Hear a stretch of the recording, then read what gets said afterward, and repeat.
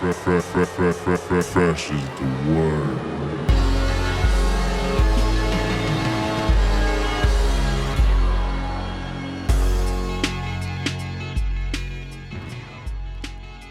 Welcome to the Fresh is the Word podcast. I am your host, K Fresh. This is episode number 23. Yes, the 23rd episode. Today is March 22nd. And we got another cool show. I mean, all the shows are kind of cool. But we got a pretty good show for you today. I've had some cool stuff going on the past week. We're still on the road to WrestleMania. WrestleMania goes down in Dallas on April the 3rd. And you got the main events, Shane McMahon versus Undertaker, Triple H versus Roman Reigns. That's cool, whatever. Not sure what to make of WrestleMania this year. I guess we'll just find out when it happens. But I'm more concerned about the NXT TakeOver Dallas that happens on April 1st. That card is stacked. And what I'm most excited for is the debut of Shinsuke Nakamura. One of my favorite wrestlers on the entire planet, coming to the WWE, starting out in NXT. It's going to be amazing. I already know. He goes against Sami Zayn, which another incredible competitor. So, and the whole card is stacked. And I think I'm going to do a whole sort of WrestleMania wrestling podcast episode coming up before WrestleMania. And there's another thing. I've kind of got bitten by the MMA bug recently. So I think I'm going to just do a whole episode that has to do with wrestling and MMA and combat sports in general. It's going to be a bit of a learning curve too, because I haven't been paying attention to all this shit enough, outside of wrestling. So we'll definitely, I'm going to do a whole episode where it just basically, I have someone that I want to invite on the show who really knows more about that, so we can just kind of shoot the shit about that. So maybe in the next, week or two, before WrestleMania, I want to have this episode posted, and just, you can kind of see me sort of learning about, the MMA world a little bit more. So that's cool. I experienced something really amazing this weekend. I went to the show on Sunday, the Royal Oak Music Theater in Royal Oak. Pop artist Melanie Martinez. Apparently, she was on The Voice a few years ago, and I had just I never heard her music before, but I'd gotten a press release for the band that's opening up for her on tour, the Alvarez Kings, and I ended up doing a phoner with Simon Thompson, the lead singer of the Alvarez Kings, and really cool lad. They're a British pop, Brit pop band, and they were really good when I saw them the other night. But through that, I checked out Melanie's music, and her album Cry Baby is incredible. I would put it in that short group of that small group, maybe with Grimes, where it's pop music, but it's edgy and not so overproduced, but really, it's really deep, really says a lot. Melanie Martinez's music has a lot of sort of childish metaphors that really talk about serious shit. And when I say serious shit, she really, it's funny, it's pop music, but she's swearing all over the album, and it's really incredible. So I go to the show on Sunday, and I had a little time to kill before because getting off of work, and I had about 2 hours between time I got off of work and time the doors open. So I go to Royal Oak, and I just see a ton of people waiting in line, and 90% of them had to be teenage girls. And I don't mean teenage girls who are just about to be adults. I mean real teenage girls who are still children. And I'm like, holy shit, what did I get myself into? So I went into the bar next door, and which I pretty much frequent, went to Diamato's, and I just sat at the bar, and in and out there was mothers coming in there to grab a drink while their kids stayed in line, or to grab a cup of coffee or tea.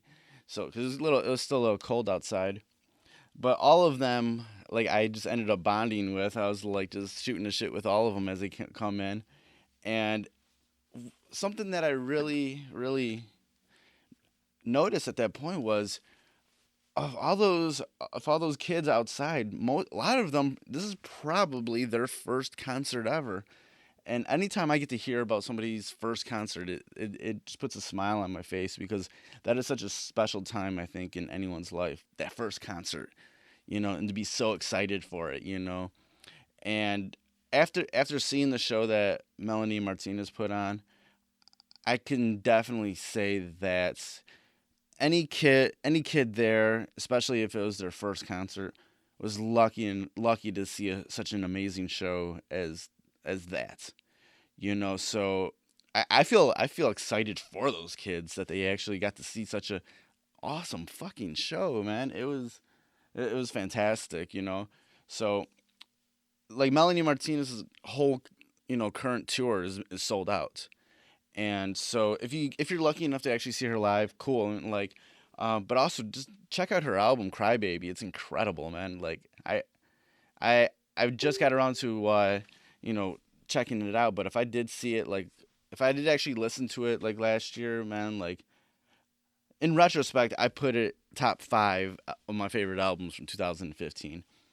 So yeah, it was just an awesome fucking show, man. So let's get to the interview portion of the podcast. This week I have Michael Orlando. He's the frontman and founder of the band Vampires Everywhere. They're kind of on a industrial hard rock vibe. Kind of like early Nine Inch Nails. He says it in the interview that he is really influenced by Trent Reznor and Nine Inch Nails. Um, They have a new album that just came out this past Friday called Ritual, and it's pretty good. Um, so I got to speak with him recently. We shot the shit about the band, the new album. They did take a break for a little while, um, just due to a lot of bullshit in the industry. So let's get to the interview with Michael Orlando from Vampires Everywhere.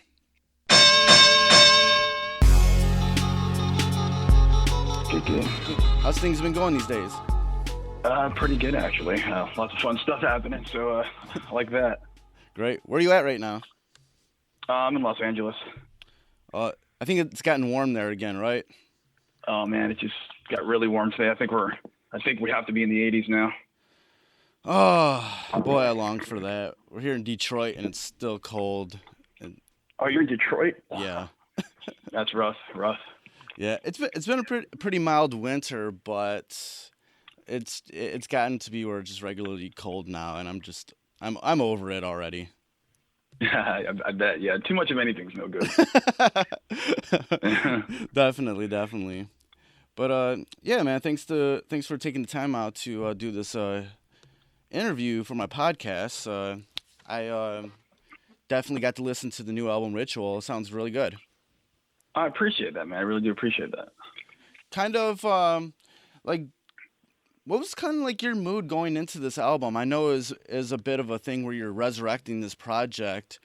As Vampires Everywhere, you kind of went away from it from a little while, and had it under another name. What was sort of the mood of yourself and everybody involved when you went to kind of resurrecting it again? At the point in time, I mean, my mood was 100% excited. Of course, we were hit with a lot of skepticism. Why do you want to bring it back? What's the reason? And after a 2-year hiatus, I just felt it, man. It's just one of those things where it's your baby. You built it up for so long that things went wrong because of certain circumstances, and you wanted to make them right. And that's the main reason behind it. Is it's just a love of bringing it back. Like, talk about kind of making those those circumstances that went wrong, making them right. How did you go about that? I mean, there was a lot of push and pull back then. We were under a label moniker, and we had a lot of different people pushing us up and down to what we should be doing with the band, anywhere from musical sound to imagery I really didn't have much say a lot of times on trying to win people over of my ideas. I wanted to do something where, my ideas would come out, my musical taste would come out. You get a real vision of what I'm seeing rather than what 5 or 6 other people are seeing. And the more or less that was it. There's a lot of different people, even in your life, even if you're, I don't know, man, a veterinarian that'll tell you certain ways to do surgeries. And, we're no different. So we're actually, I'm actually free now out of the deal, and I have all this room to be creative. So I'm pretty stoked on that. Right. Yeah, during that, kind of looking back during that first phase of Vampires Everywhere between 2009 and 2012, when you're kind of, talking about that sort of, pushback that you're always getting creatively, like when you look back, you had some, band members come and go. How do you kind of feel about that, that time of your life with that first iteration of the band? I was in a total confusion, if that's even a way to put it. It was just a giant blur to me. I put the band together, and within 6 months we had a record deal. And then 3 months after that, we were on a 5,000 person cap tour. It was just basically all a blur. We didn't get a chance to kind of organically build as a band. We didn't get a chance to figure out what sound we wanted to create, other than that first EP that we made before we signed. So generally speaking, I would just say it was too fast, too soon. And the team behind it had no idea what to do with us. We signed to a predominantly metal label, and we were basically the first signing that had any kind of melody in the vein of what we were doing. And I think they were excited about it, but not sure how to break it. Definitely. Yeah, when you're kind of, when you're kind of looking back at that time, like how do you kind of deal with, sort of all that confusion, all just everything kind of blurring together, not really feeling comfortable about where you're at that point? Oh, I'm sorry. Repeat that one more time. I got lost in that. Oh, it's all right. Yeah, during that time, how do you kind of deal with sort of all that pressure coming from different people, like sort of that time period just kind of blurring by? How do you kind of get through all that time? In all honesty, I have a bad case of OCD when it comes to certain things, and I've harbored all of it. I use it in my music, more or less. The only way I get through my anger and depression issues is honestly not being contrived, is through music, and I don't do it directly. It just indirectly comes out. So I guess that's my outlet at this point. Just to not think about it. I've rid that circle of people, that label, this incestuous Hollywood group. I got rid of all of them, including friends. I needed just to cleanse my life and get good people around me, successful people around me, people that want something more than just taking something from someone. So I think I've almost accomplished that. Yeah, kind of being thrown into the thrust of like rock and roll lifestyle like that so quick. Like, how hard is it to kind of, sort of trust people that kind of come into the fold at that time? I don't know how much time you spent here in Los Angeles, but this is a very special place when it comes to trust. Anything from the women that inhabit here to the music industry people, it's all the same. You've got to watch your back at all times. Usually it's the people that have already been successful, that have a great track record, that aren't looking to screw you. It's these hungry people, and it's very hard to trust here. Again, that's another reason why I try to surround myself with people that don't want or need from me, that just want to be my friend or just want to get involved with me business-wise, so to succeed at the same time. It's very hard to judge. Very, very hard. After all of that, you transitioned the Vampires Everywhere band to the Killing Lights. What was the point of doing that? That's a great question. It comes under a lot of scrutiny, but that was a whole different band. It wasn't described like that due to poor label decisions.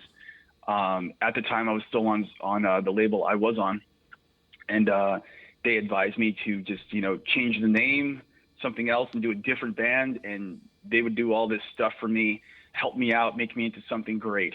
And at that point in time, I was having so many member issues, and I was having so many musical differences, even with my best friends in the band, that I decided this might be a good route for me. It cleanses everything, and maybe you'll give this a break in the meantime. But it ended up just being a total confusion ball, from our fans to everybody involved in the industry. Just called it a name change, and it looked more like a cop out than trying to do something different musically. So all in all, the Killing Lights I look at as a blurb, if you will, in my timeline. It taught me a lot of things, but it didn't really do anything for me. How did your fans kind of react to that? They were all confused. If you know me, you'll know that I have a very dark thing about me. It's not something that I try for. It's just something that is. So when I try to make a little light come out of that dark, everyone's like, we don't get it. And that's true. I mean, dude, I didn't get it. I just did it. And I know a lot of friends in the music industry that have done things like that, side projects or broken bands, or done something because they feel they need a musical outlet that's different than the one they've already got. It's always a hard sell. If you look at how many bands actually are successful after leaving their main band, it's very few. Definitely. What's your label situation like for this new album, Ritual? Very excited that we have none. I'm kind of dealing with it myself this time. I got a good management team behind me, good booking agents. I got a great team ready to push it, and I got a great PR agent. So, I mean, I have everything that you would need to push the record and make it something that it is going to be. But I didn't think it was time, after just getting out of a deal, to sign to anything that wasn't to what I exactly needed. So I'm learning in my older age to wait, and patience is not one of my virtues. So I'm doing my best. Yeah, I think in this day and age, as long as you can, if that's something you want to do, you can put the pieces together yourself. Get that booking agent, get that PR person, get that manager, and it's going to be a little bit more, or probably much more work for you. But if you are the type of person who wants sort of total creative control, that's a way to go these days, much more than ever. Yeah, and I mean, most people that have the label experience that maybe is not Jimmy Iovine type of deal, anything below that is the same circumstance. You're still sitting in your house, you're still waiting for stuff to happen, and you're still actually doing a lot of your own work. I don't think people do understand that. These record deals aren't like they were in the early 90s, not when Geffen was involved. It's not one of those things anymore. And so it comes down to, what do you really want to achieve by signing to a record label? And I think that's the end all. Right. At that point when you were just like, okay, I'm going to do Vampires Everywhere again, fuck a label, screw all that. What was sort of the first thing that you did to kind of start putting the pieces together to kind of do it on your own? At that point in time, I guess everything happens for a reason. I had a couple tragedies. My fiance and me broke up. It was a very bad breakup. She did me wrong, and my father died of leukemia. Oh, damn. Yeah, in the same week. Oh, that's terrible. Sorry about that. I appreciate that. Yeah, it was an eye opener. And during that time, that's when I, maybe a week or two before that is when I decided to bring the band back and start writing. And during that time period, it's almost like clockwork that, it propelled me into writing what this record is. And the lyrics just poured out. It wasn't a thinking process anymore. I had too many lyrics. I had too many ideas. I tried to keep it as metaphorically as, metaphoric as possible, without coming off like Eminem, who just blurts out whatever he wants, which is my dream to do eventually. But I kept it, metaphoric and about my father and about this breakup mostly. I don't know what else to say, man. That was the first piece, knowing what I wanted to write, and then it kind of just fell from there. And again, I had a great management team pushing me in the right direction creatively, and that was key. With sort of everything that's happened to you in regards to the music industry and even personal, do you have a certain amount of like trust issues going on these days? I have nothing but trust issues. From women to the music industry, it's I'm Jerry Maguire, man. You can put me in a room, you can give me a little bit of whiskey, and I'll be your best friend. But will I trust you? I'm not sure. It takes me a long time to have. I mean, a guy friend takes me a very long time to achieve, and I don't trust women at this point. So, That's understandable. That's understandable. Uh, Getting to kind of taking a step back, what sort of a kid were you growing up? I've always been rebellious. I've always been doing things that I shouldn't be doing. Always antsy. Always want something that I can't have, or that was out of my pay grade as a kid. But I've always been obnoxious, creative, but obnoxious. Yeah, I mean, I was that one guy who you couldn't really pinpoint. I listened to Green Day, but then I also listened to like Cash Money Records roster. So everyone was just like, what, who, and what are you? Right. You know what I mean? So that's kind of who I was. Yeah, I was like the hip hop kid, but at the same time, I listened to a lot of other different shit. When I was like 6 years old, I was listening to like Jimi Hendrix, The Who, and Def Leppard. But then like years later, I got into like West Coast gangster, hip hop, like Dre and Easy and Snoop Dogg. So people always knew me as like the hip hop kid, but like I kind of, went a little bit everywhere. So I could talk music even as a young kid, all the time with people. No, I mean, it's honestly a great foundation, and my closest friends are the same way, and they're either in pop punk bands or rock bands, and you'd be surprised how we only listen to hip hop when we go out. So it's true. Do you remember like what the first like, band or record or song that you ever loved? Oh man, I fell in love with Phil Collins a long time ago in the studio. Yeah. I love that song. For some reason, now that I listen to it, it's very repetitive, and I still don't know what the hell he's talking about. But it's just one of those songs. Like, who is that? But it's Phil Collins just had a thing about him that made it cool. And I transitioned to Genesis after that. So. Oh yeah, definitely. When did you first get the sort of itch to start writing music and making music? I mean, I've had it since I was 13. I didn't really, my mom bought me a guitar. I didn't know how to play it, so I don't know what the hell I was doing with it. There was a long amount of years where, kids dream of being an astronaut, but how many of them are going to go try to put on a suit, sort of deal. And that was me until I was, I want to say 18. And then I picked up a bass guitar and I started my string of bands. And as anyone knows, being in a band, the most important part of a band, unfortunately, people are going to hate me for this, is the singer. And if the singer's not happy, the whole thing falls apart. And that had happened to me too many times and forced me into the front person position, where I could just use my, everything that I've learned to kind of keep the band going and push. And I knew I wasn't leaving. So that was self-assured, What was when you made that decision to sort of put yourself out front? What was the first thing that you did?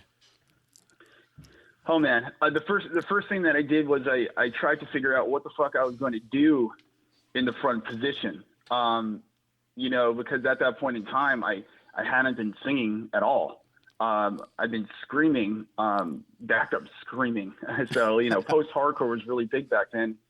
And that was my position, bass and backup screaming. So I thought, you know what? I'll just make a harder project and see how it pans out. But I mean, that's one thing that I could thank my label for, for, is that, they had tried to push me to sing. And ever since then, I've been busting my ass to be the best I can be at singing. So that's how it was just one of those things. You get thrust in to the driver's seat and you must drive. Right. Looking back when you first started the Vampires Everywhere project, kind of, what were you doing in life? How did that sort of band happen from the start? Why did you create it? I I had this love for horror, and the funny thing is I had a clothing company, and I was doing a lot of stuff with Warped Tour and a lot of different people, and I kept looking at the singers and in the scene there and what they were doing, and I was like, I think I could do something a little bit different, a little bit more me. And I've had an obsession with the movie The Lost Boys since I was 13 years old. So I've just been like, how can I incorporate this? And I, literally took the name from the movie. I mean, people don't know that. I have to tell them.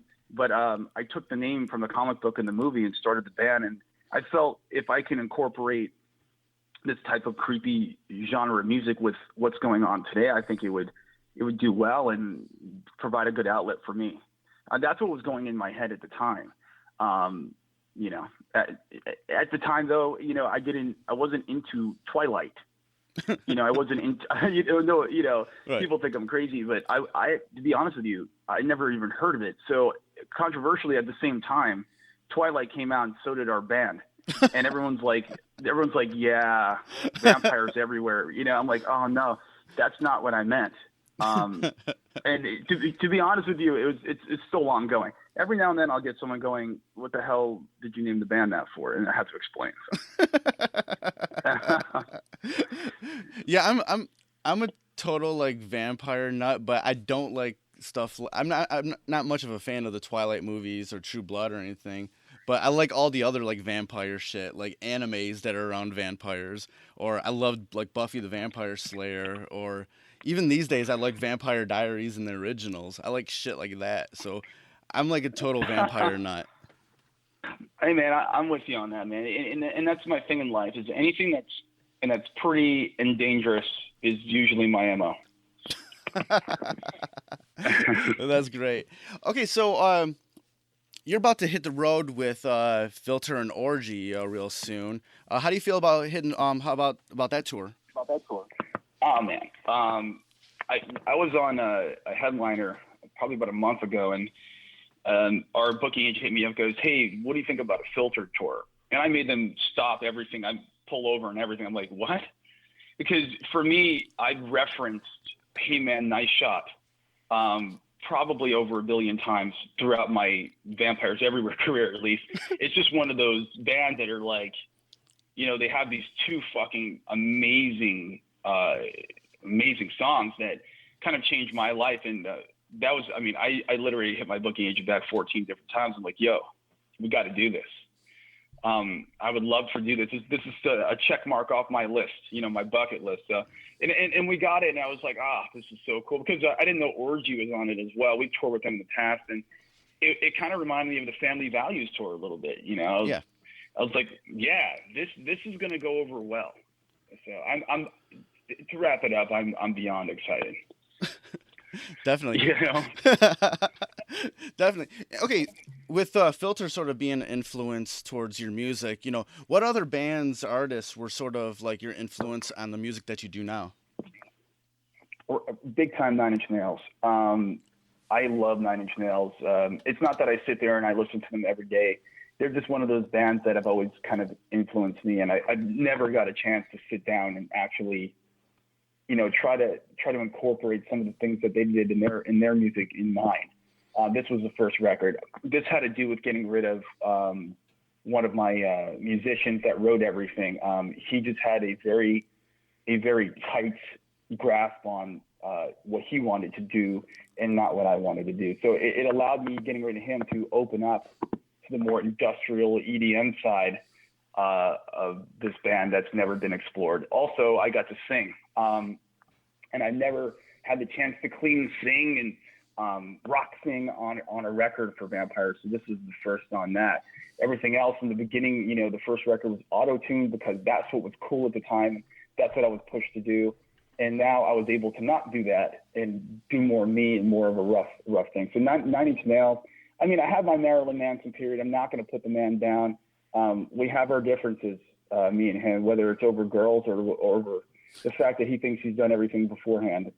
There's this guy called Alice Cooper that maybe he should reference, but let's not go there. Let's not go there. But this record is 9 Inch Nails, and believe it or not, I love Kanye West. I love Drake. I love all that kind of stuff. I want to incorporate some urban vibes into it. I wanted to incorporate, Sisters of Mercy, maybe an industrial band people never heard of that kind of started the whole thing. There's a lot of references going through it. I mean, when you listen to it, a lot of people are giving me Manson references. I just think that's all they know. But Trent Reznor, big influence. No, I did sort of hear the 9 Inch Nails influence to it, because I've been listening to 9 Inch Nails since forever. So awesome. I definitely did hear that influence on the record. I appreciate that, man. I really do. Again, if I were to go what I did on my last record and go, no offense to the term full retard, you would really get it. I wanted to do something where there's aspects of what I really love in music in this record, but it's all me. It's different, and this is the first time I've actually ever done that. It's very scary, very scary. Right. Yeah, on the record too, you do a really great cover of "Take Me to Church." Kind of talk about doing that. Really excited about that. I was in Salt Lake City doing vocal production for the record, and I tried to sell my managers on the idea of how cool would it be if we covered this Hosier song. And I know by the time it came out that it wouldn't be as popular, and I was like, yeah, that would be perfect. And then I was in Salt Lake at the time, and that's where my homie Alex lives from Chelsea Grin, and I was like, yo, you got to get on this. Because he sounds like a demon when he screams. I mean, like a literal one from hell. And him on it with me is just something the fans wanted and something that would sound good together. So I'm stoked on it. Plus, to be honest with you, I've seen Hosier perform, and guy's amazing, really amazing. I always thought him a little too Christian churchy for me, but I listened to his lyrics, and he's nothing of that sort. He's very dark, he's very morbid, and he's very thought out. So the lyrics of that song were something that really drew me into. Yeah. I always like to talk to people about how they sequence their album. And with the album, you do have Perfect Lie starting off the album. Why did you choose that record first? Well, I mean, in order of the actual ritual coming out, I think that's song 3. Okay, all right. No, it's fine. Yeah, the order's been disorganized since yesterday. Oh, yeah. So we're good. But you are right on Perfect Lie coming out as a single. We made a video for it just recently. Okay, all right. And we are going to go to radio with that song. I just think that song kind of encompasses the entire record for me. It's not that hard, it's not that soft, and it has a very cool industrial vibe. That's what I wanted people to see. That here's a side of me you've never heard, and I think that's why I decided to go with that. Okay, and then how did you go about sort of sequencing the album? What sort of feeling did you want to take the listener on? I think I'm very traditional. I wanted to start off the record hard.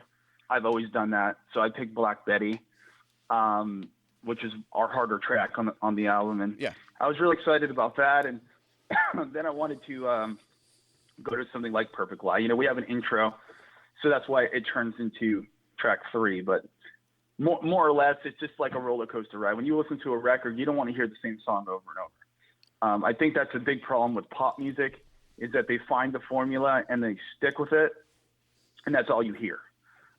Diverse records are very few.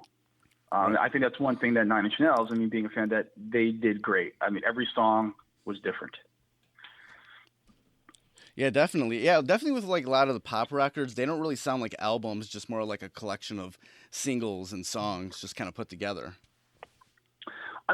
It's commercial America, man. Most people aren't really thinking outside of their F-150. When you're in the car listening to something, you like something, you want more of what you like, and they capitalize on giving you that. They're not going to change the formula for Pepsi, so they're not going to do this. They're not going to do the same from song 1 to song 12 with like a 5 Seconds to Summer record. So can't blame them. Definitely. Okay, now that you have Ritual about to come out, What's your plans after this record comes out? What do you want to do next creatively? Creativity. Excuse me, I can't even talk. Creatively. No, that's a hard word. I can't pronounce anything for Right. as well as my accent, dude. But yeah, it's like, in all honesty, man, I want to be on the road, full time.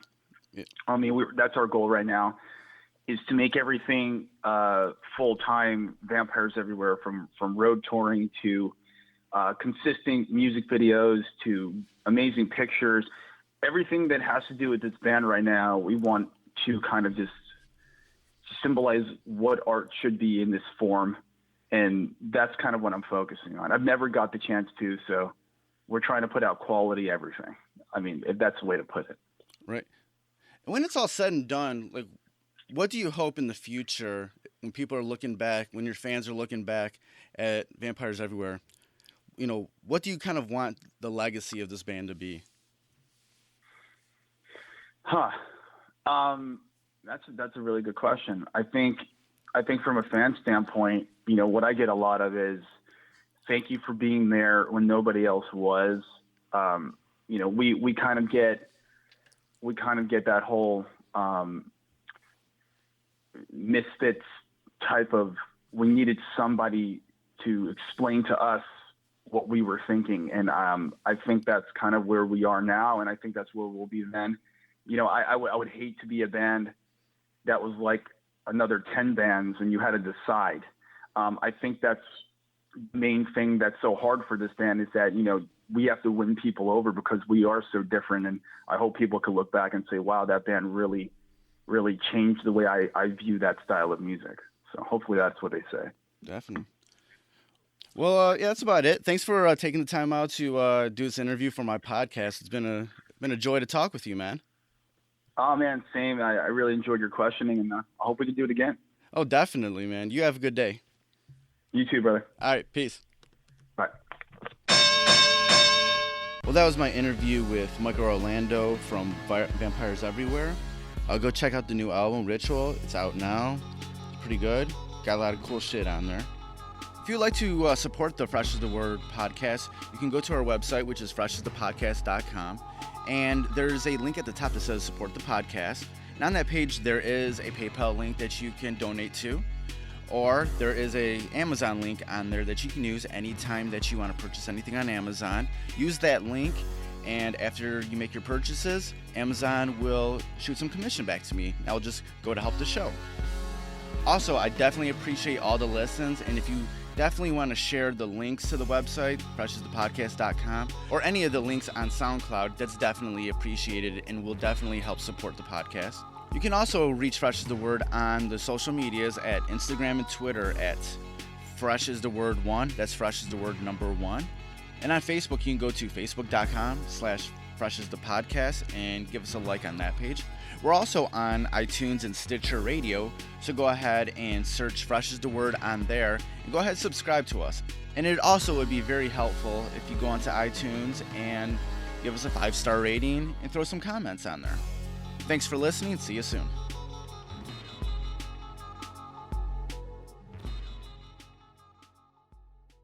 Fresh is the word.